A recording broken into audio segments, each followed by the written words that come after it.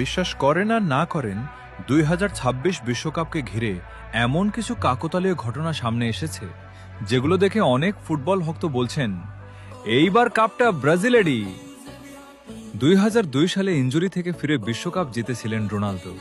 আজ 2026 সালে নেইমারও ফিরেছেন ইনজুরির দীর্ঘ লড়াই শেষে। ব্রাজিলের 3টি বিশ্বকাপ শিরোপা এসেছে গ্রুপ সি থেকে। 2026 সালেও ব্রাজিল আছে গ্রুপ সিতে।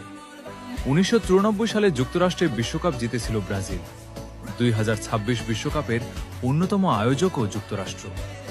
তাহলে কি সত্যি ইতিহাস আবার নিজেকে পুনরাবৃত্তি করতে যাচ্ছে, নাকি এগুলো শুধুই কাকতালীয়? ভিডিও শেষ পর্যন্ত দেখুন, কারণ আজ আমরা এমন কিছু তথ্য দেখব যা একজন ব্রাজিল ফ্যান হিসেবে আপনার শরীরে কাঁটা দিতে বাধ্য। ফুটবল শুধু একটা খেলা নয়, ফুটবল হলো আবেগ, স্মৃতি, স্বপ্ন এবং কখনো কখনো অবিশ্বাস্য কিছু কাকতালীয় ঘটনার সমষ্টি। বিশ্বকাপ এলেই কোটি কোটি সমর্থক নিজেদের দলের জন্য নতুন করে স্বপ্ন দেখতে শুরু করে। কিন্তু কিছু কিছু সময় এমন কিছু ঘটনা ঘটে যেগুলো দেখে মনে হয় হয়তো সবকিছু আগেই লেখা ছিল। 2026 বিশ্বকাপকে সামনে রেখে ব্রাজিলকে ঘিরে ঠিক এমনই কিছু আলোচনা চলছে। কেউ বলছে এটা নিছকই কাকতালীয়, আবার কেউ বলছে ইতিহাস স্পষ্ট ইঙ্গিত দিচ্ছে 24 বছরের অপেক্ষা শেষে ষষ্ঠ বিশ্বকাপ জিততে পারে ব্রাজিল। আজ আমরা সেই সব আলামত, পরিসংখ্যান এবং বাস্তবতার গল্প একসাথে দেখব।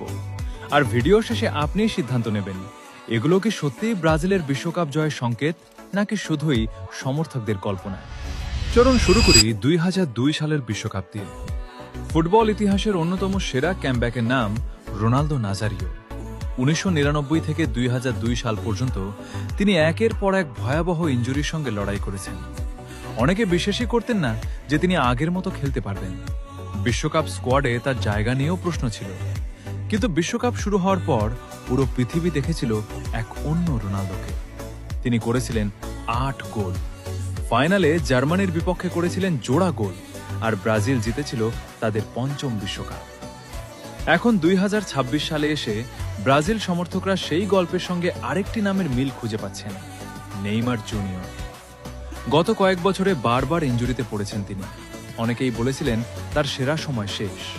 অনেকে মনে করেছিলেন তিনি হয়তো আর কখনো বড় টুর্নামেন্টে নিজের সেরা রূপে ফিরতে পারবেন না। কিন্তু নেইমার এখনও লড়াই করে যাচ্ছেন, এবং 2026 বিশ্বকাপ হতে পারে তার ক্যারিয়ারের শেষ বড় সুযোগ। যদি তিনি ফিট থাকেন, তাহলে হয়তো পুরো পৃথিবী আবারও একজন ব্রাজিলিয়ান সুপারস্টারের জাদু দেখতে পারে।